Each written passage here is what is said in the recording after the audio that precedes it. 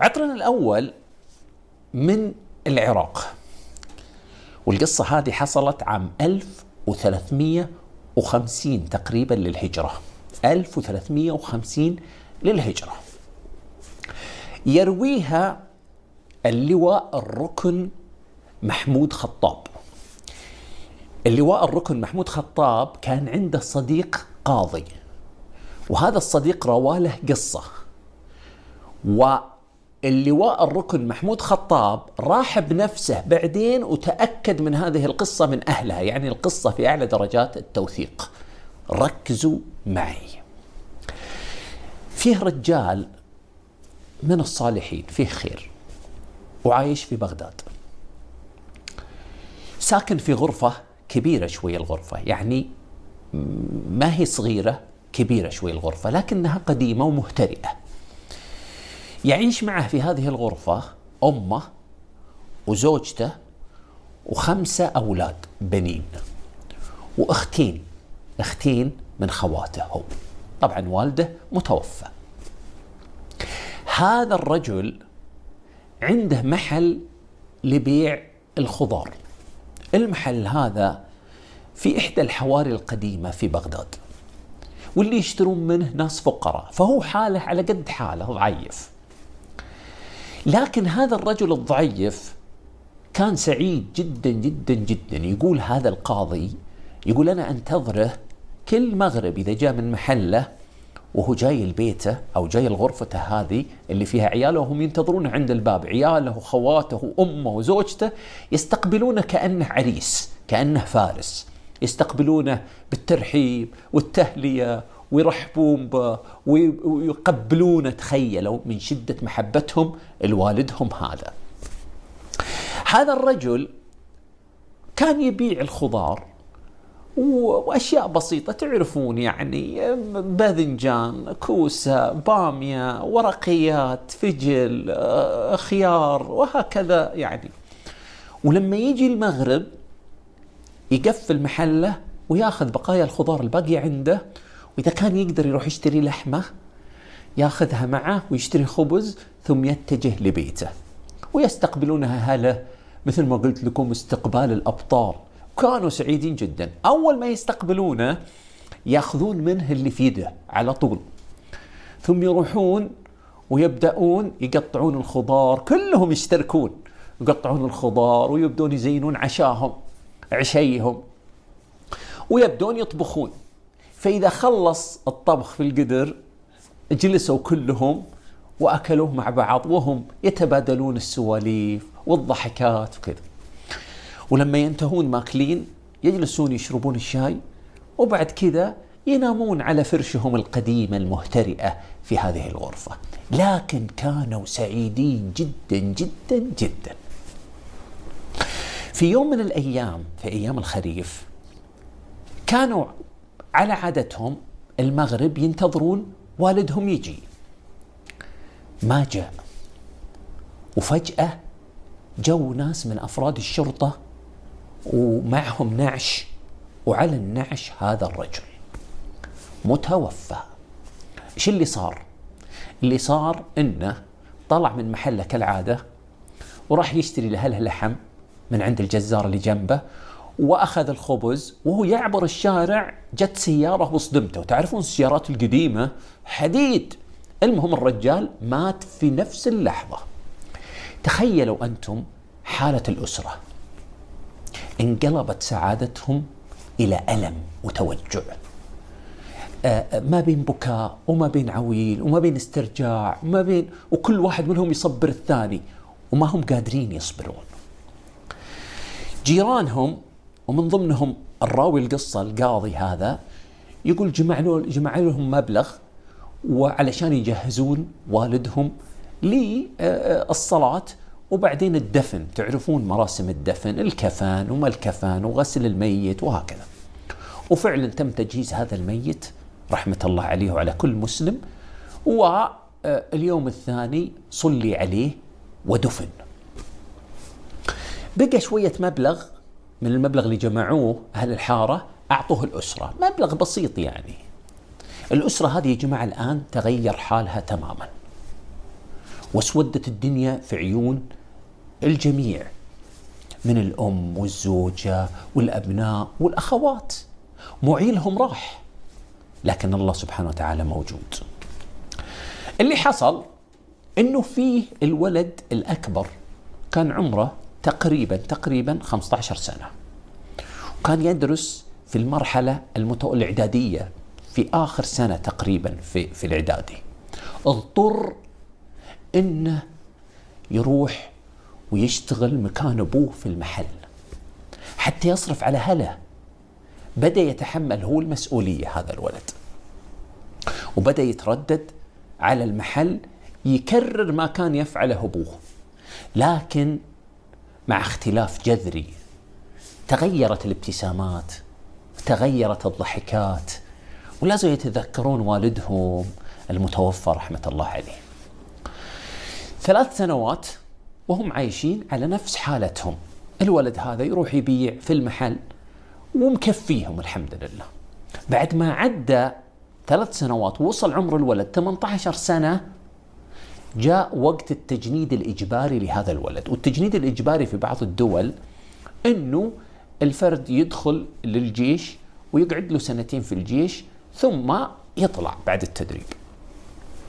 اللي حصل أنه هذا الولد راح للجيش وانخرط في حياة التدريب في الجيش. المدينة اللي راح لها تبعد عن بغداد تقريبا 240 كيلو. بدأ هذا الولد يتدرب في الجيش، لكن كان مهموم، كان مغموم، كان معهم مع الجيش ومع التدريبات بجسده، لكنه ضايق صدره، متألم، وكان بعض الأحيان يشرد بذهنه. فكان المدرب اللي يدربهم يلاحظ هالشيء عليه، فكان بعض الأحيان يعاقبه، يوقفه، يسجنه، وبعض الأحيان ينصحه، وبعض الأحيان يكلمه. لين جاء ذاك اليوم وقال له تعال علمني ايش قصتك.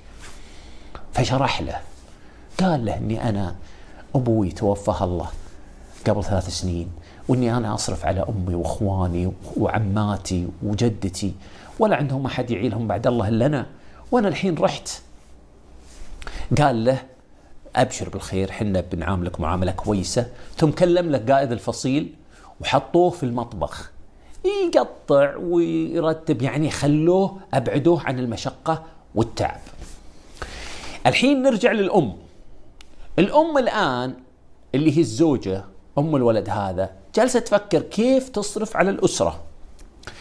عندها ولد، الولد هذا في آخر سنة له أيضا في الإعدادي، والإعدادي كانت لها قيمة، الإعدادي في ذاك الوقت. فهي ما تبغى تضحي بمستقبل الولد وتخليه يروح يفتح المحل، وبالتالي يضيع مستقبله، يعني ما راح يدرس.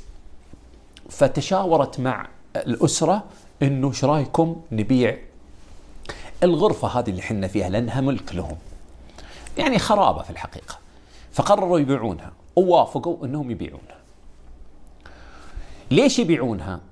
لأن فيه مبلغ إذا دفع للدولة 100 دينار، إذا دفعت للدولة ممكن يستثنى هذا الابن من العسكرية، خصوصا إذا كان هذا الابن هو العائل لهذه الأسرة، هو كبير هذه الأسرة، هذا نظام. فالأم فكرت في هذه النقطة، وفعلا عرضوا البيت للبيع وحطته عند سمسار، وتسلفت فلوس وبدأت تصرف على عيالها حتى يتم بيع البيت. وفعلا أخذوا فترة بسيطة ثم جاءهم زبون واشترى البيت ب400 دينار. ال400 دينار يا جماعة لها قيمة في ذاك الوقت. أخذت المبلغ هذه المرأة وجلست تخلص معاملة نقل البيت هذا باسم الرجال، المعاملة الروتينية المعروفة. أخذت لها 10 أيام حتى تم نقل البيت إلى هذا الرجل، واضطرت أنها تروح تستأجر سكن متواضع حتى يسكنون فيه، وحتى تروح تطلع ولدها من الجيش وترجعه عندها ويبدأ يشتغل ويعيلهم، ويرجع ولدها هذا يدرس ويستمر في دراسته. الذي حصل أنه هذه المرأة علشان تدفع المقابل المالي لازم تروح في ليلة 29 في وقت محدد، شهر محدد، تروح في ليلة 29 حتى تصبح على يوم 30 من الشهر، وتدفع المقابل المالي للابن اللي هو 100 دينار للجيش أو قيادة الجيش علشان يتم تسريح الولد. المرأة هذه راحت المواقف السيارات في بغداد. متى؟ راحت بالليل بعد المغرب. وتعرفون الناس بالعادة ما يسافرون بالليل أول ذاك الوقت، كانوا يسافرون الصباح بدري بعد الفجر.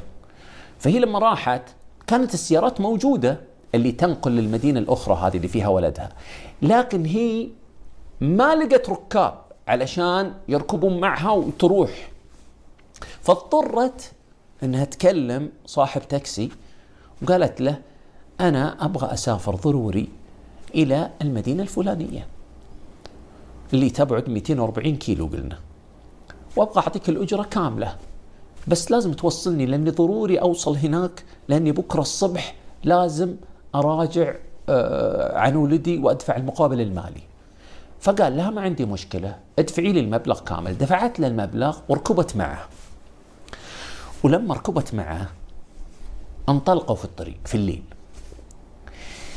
مشوا أثناء ما هم في الطريق بدأ السواق يدردش معاها، يسألها عن أحوالهم ووضعهم وظروفهم، فهي بكل بساطة كانت تدردش معه تقول إني أنا زوجي توفاه الله، وإن اللي عيلنا ولدي هذا اللي في الجيش، وأنا بعت البيت ب400 دينار وابغى اروح اطلع الولد ب100 دينار ونستفيد من المبلغ الباقي وكذا ونحسن وضعنا.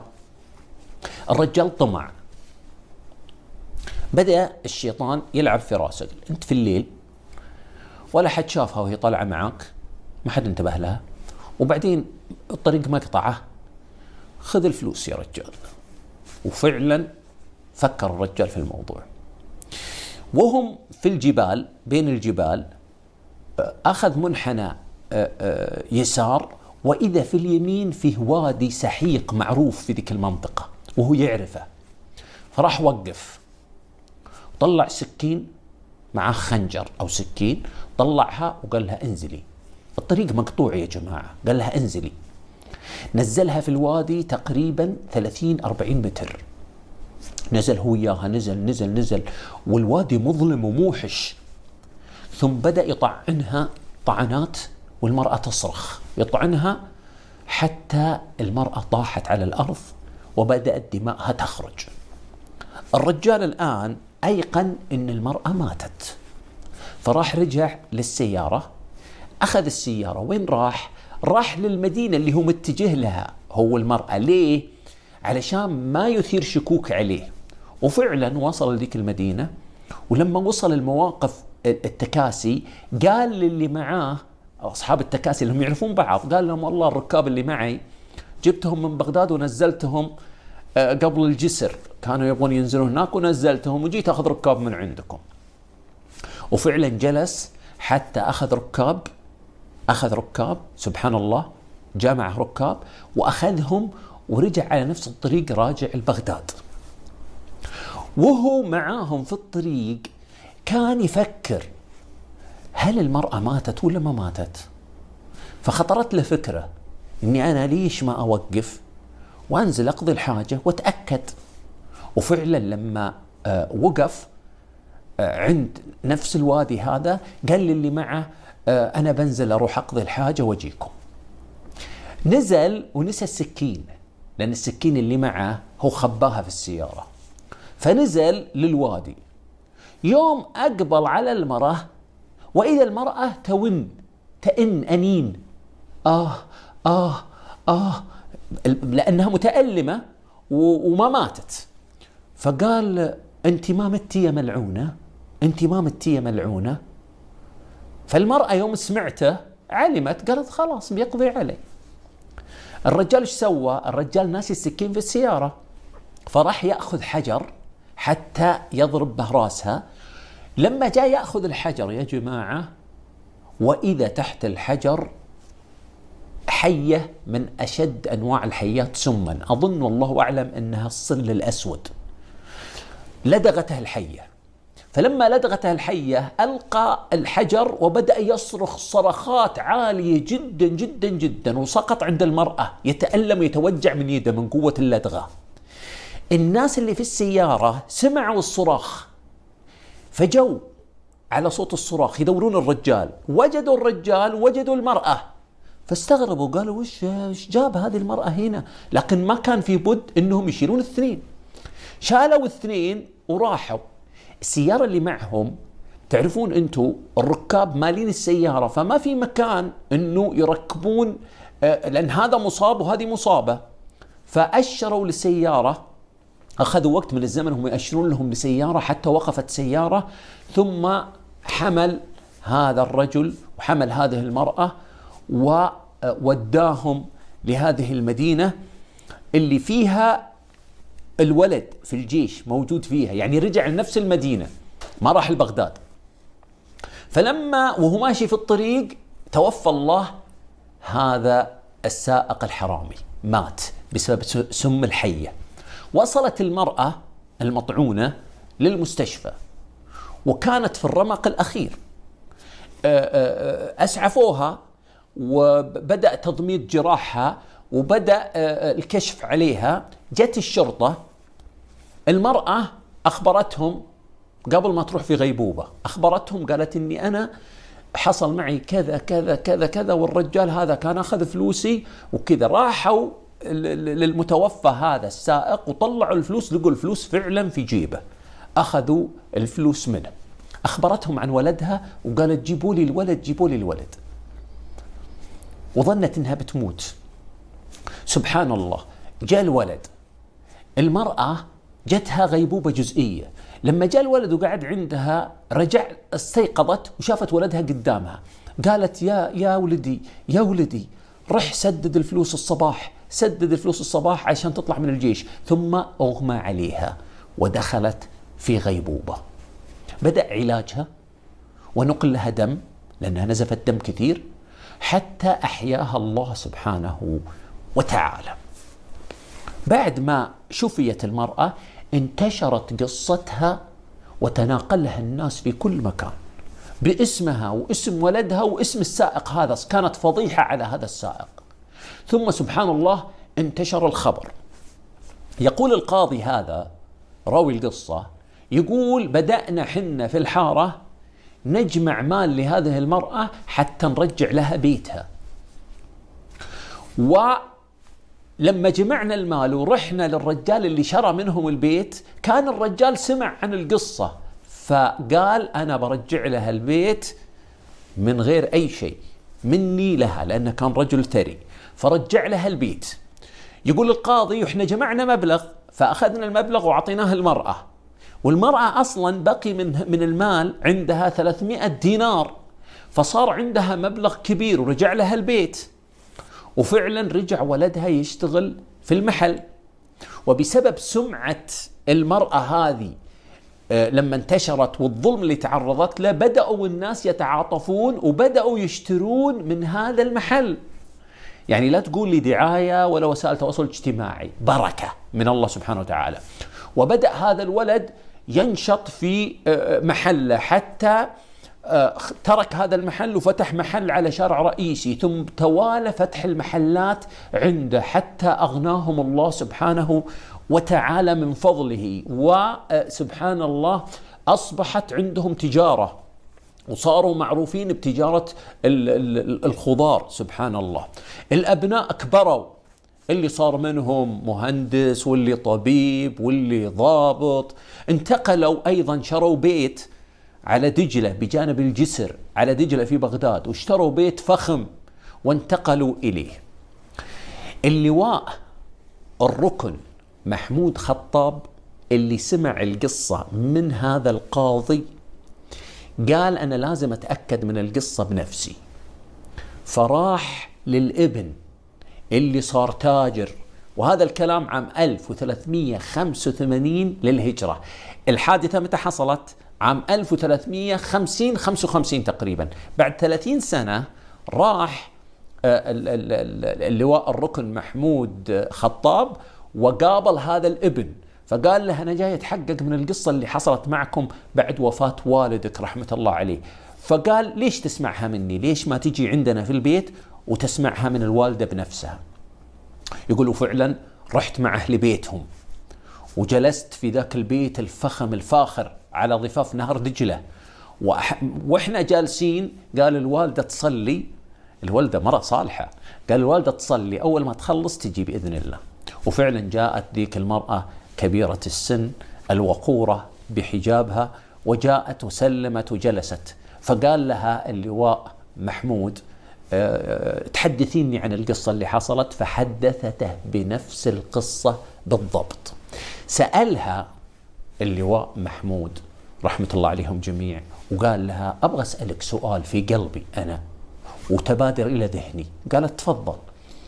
قال لما طعنك، لما نزلك في الوادي وطعنك وانت في هذه اللحظة من الضعف والدماء تنزف منك وانت ملقاة على الأرض، وش كنت تقولين؟ وش كنت تسوي؟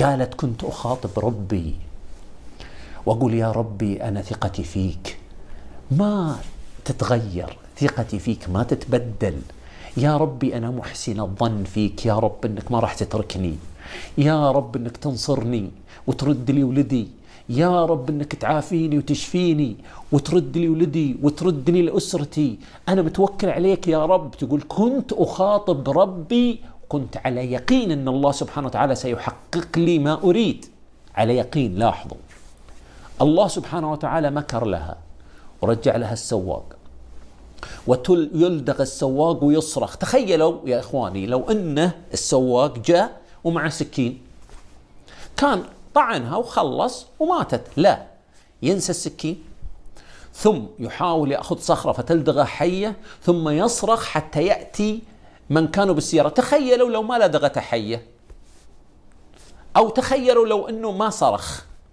ما راح يجون هذولا. لا، الله سبحانه وتعالى دبر لها الأمر، لأن الله سبحانه وتعالى غالب على أمره. وما أشبه وما أقرب هذه القصة من قصة نبي الله موسى عليه الصلاة والسلام ووالدته رضي الله عنها، التي قال عنها الله سبحانه وتعالى في القرآن الكريم: وأوحينا إلى أم موسى أن أرضعيه فإذا خفت عليه فألقيه في اليم ولا تخافي ولا تحزني إنا رادوه إليك وجاعلوه من المرسلين.